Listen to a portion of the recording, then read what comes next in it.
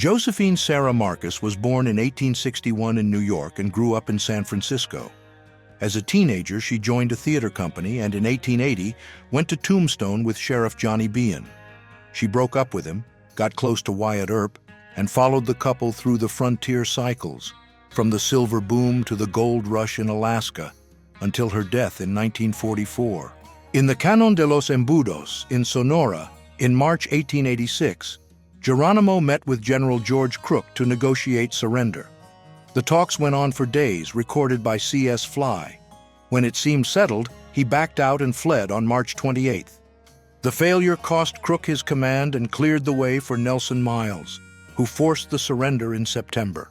In 1879, Samantha, or Samantha Fallon, ran the San Jose House, a boarding house in Tombstone in the Arizona Territory, and also owned a hat shop on the same street during the Silver Rush.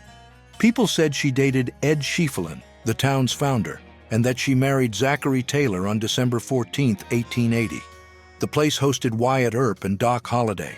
In Tombstone, around 1879, cowboys Wake Benj, Tad Rowland, and Jeff Lewis drove cattle for rancher John H. Slaughter in what was then the Arizona Territory. Soon, the town became the stage for the OK Corral shootout, when Wyatt Earp and Doc Holliday faced off against the Clantons, an event that helped cement the Wild West's tough reputation and drew the attention of onlookers and storytellers. In 1896, rancher and former Cochise County Sheriff John Horton Slaughter chased Apaches into Mexico and found a baby left in a camp. He and Viola adopted her as Apache May at their San Bernardino ranch. She became a topic in the Tombstone press and posed for C.S. Fly. In 1900, she died when her dress caught fire near the stove.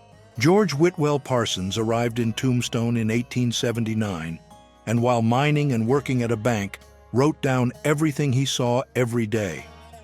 Close to the Earps and to rivals like Ike Clanton, he recorded the tense atmosphere that led to the 1881 gunfight at the OK Corral and the daily life of the boomtown, from fires to political disputes. His journals became a key window into the Old West.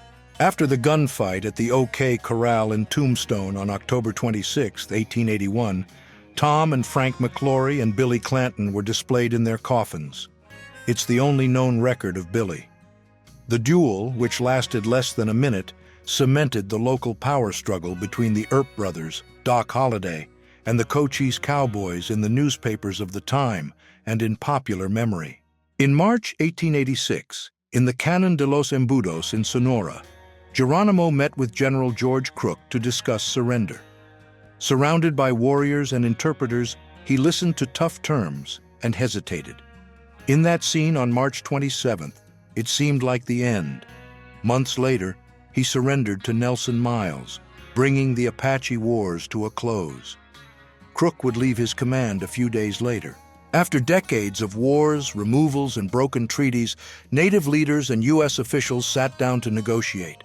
Each side was trying to stop the cycle of violence and secure land, food, and safety under pressure to move on to reservations. The meeting shows promises of peace, but also the power imbalance that marked those talks in the West. Apache boys pose in front of a wickiup on a rocky hillside. These huts made of bent branches and grass were quick shelters for semi-sedentary groups in Arizona and New Mexico at the end of the 19th century, built by women and used for only a few weeks while families hunted and moved between valleys and mountains, looking for water and game. In March 1886, in the Cañón de los Embudos on the Mexican border, a group of 16 Apaches led by Geronimo posed during negotiations with the U.S. Army. Men on horseback stood in the back. Up front were women and children. C.S. Fly captured the scene on the eve of the surrender in rare photos of the agreement. In 1886, in the Sierra Madre, Geronimo, Goya Ale, posed beside Naiche, the Chiricahua leader and son of Cochise, with Geronimo's son, Cisna, standing next to them. Taken by C.S. Fly at Geronimo's own request, the photo was shot just before the negotiations with General Crook in the Cañón de los Embudos, Mexico, marking a rare record of the group in the field. At the Orient Saloon in Bisbee, around 1900, The faro table brought together miners and travelers looking for quick money.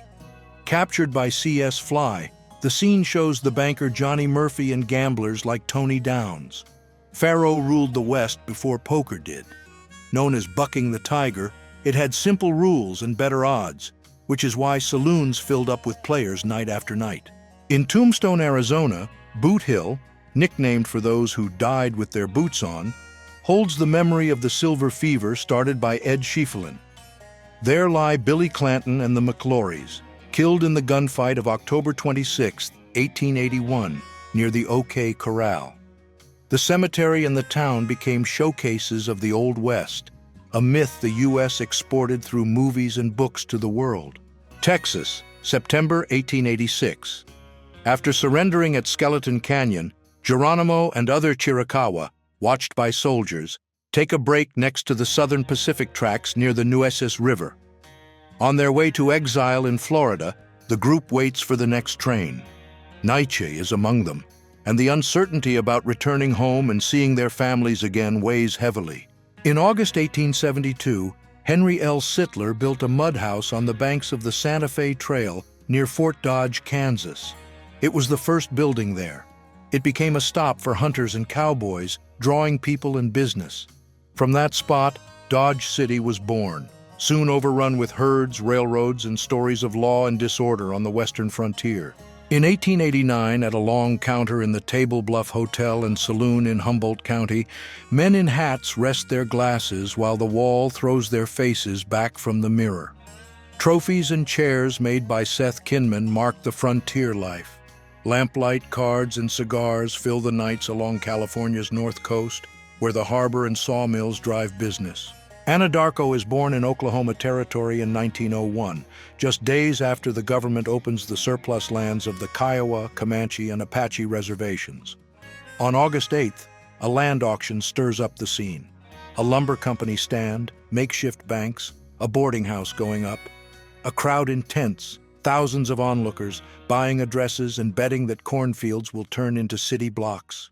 The scene shows a group of men in the Arizona desert in 1898, clearing the way for a railroad.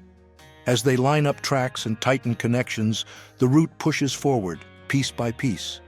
Each rail laid brings the old Arizona frontier closer to trade routes and towns, linking the rough interior to the flow of the world and new opportunities. In 1886, in Loup Valley, Nebraska, a family pauses their journey beside the covered wagon. The wind lifts the dust. There are folded maps and a watchful silence. They wear thick fabric, hats set firm against the sun. Between departure and destination, they move on, hoping for land, work, and a beginning that fits in their hands. Not knowing what lies ahead, they accept the road. On horseback, the explorers move up the slope of Navajo Mountain. The rocks, hot and smooth, demand a steady pace and watchful eyes. The heat shimmers and the leather creaks in the saddles. They edge around cracks, cross short shadows, and follow the line of the canyon. Ahead, the promise of Rainbow Bridge in Utah guides every step and keeps the group together. Jimmy McKinn, 11 years old, lives among the Apache on the eve of Geronimo's surrender. Kidnapped in early September 1885, he learns the language, hunts, runs with the children, and forms bonds. When the warriors are captured, Jimmy resists going back to his family, torn between the love of two homes and the weight of the decision. Under the Montana sun, cowboys circle the corral and drive the calves in for branding. Amid ropes, dust, and lowing, the work moves in rhythm, every motion sharpened by practice. Across the open plains of the American West, tradition and craft come together, and the herd takes on its identity as the landscape stretches to the horizon in a cycle that repeats itself. In 1878, in Dodge City, Kansas, a yard opens up. Piles of buffalo hides cover the ground after relentless hunts. Around 40,000 skins stacked high show the scale of the business that built fortunes and reshaped the West, even as the herds dwindled. Wagons arrive, men count, and the profit rolls down the tracks. Dust rises, the town turns in the cycle. On September 14, 1904, the outlaw John Sontag goes down after taking a bullet. In the record, he's still breathing, lying on the ground while onlookers form a circle watching his every move. The scene holds your gaze. tension hanging thick, silence heavy, and the question of how it'll end hovering like the last frontier between escape and inevitable capture. In 1876, Deadwood buzzes with the gold rush, a town thrown together in a hurry. Crooked streets line up wooden shacks, tents, and makeshift buildings. Amid voices, hammers, and deals, business takes root. Dust rises from the trails, miners keep pouring in, and the promise of fortune pushes everyone forward while life tries to find its footing. The scene shows the Klondike Dance Hall and Saloon in Seattle. In the photo, a slice of the nightlife of that time comes to life. Packed dance floors, noisy bars, and steps keeping time with the bands. These places brought together all kinds of people looking for music, conversation, and a breather, symbols of the entertainment that shaped night after night the city's habits. In 1869, Corinne, Utah, rises along a dusty street. Rows of wooden buildings line the way with plain fronts, shops, and saloons. Amid footsteps and voices, the frontier finds its rhythm. Goods arrive, bets are made, and the town tries to take root, blending routine and expectation beneath creaking boards. On the horizon, the tracks promise a future. Imagine the school routine back in 1907. In Washington, a photograph captures a scene that would be unthinkable today. 7 children sharing the same vehicle. The transport wasn't a wagon, but a cow. The group balanced themselves on the animal's back. The original caption that comes with the photo confirms that the destination of those passengers was School, Oklahoma, 1895. In the isolated Woods County, a teacher stands with her students in front of a modest rural school. Children of different ages face the camera, a portrait of education on the frontier. The image is more than just a school record. It's a silent testament to perseverance and the pursuit of knowledge amid harsh conditions. In 1871, correspondent Fred Loring posed for a photo next to his loyal mule in the American West. It seemed like a simple picture, but it turned out to be a premonition. 2 days later, during an ambush involving an Apache group, he was killed. The image then became his final story, a portrait of courage, journey, and intertwined fate. In 1889, at Point San Pedro, California, Chinese settlers set up a fishing camp. They came looking for work and a place in the changing West. Among nets, tides, and local mistrust, they endured, built routines, formed bonds, and paved the way for a possible future, establishing their presence on the tough American frontier. In 1892, on a Native American reservation, the Shoshone community gathered at dusk. Around the fire, the beat of the drums guided the steps and songs that retold their origins, losses, and hopes. The dance wasn't a show. It was living memory, a lesson for the young, and a promise that their culture would keep beating strong. The paint on their faces and the leather fringes sealed their unity.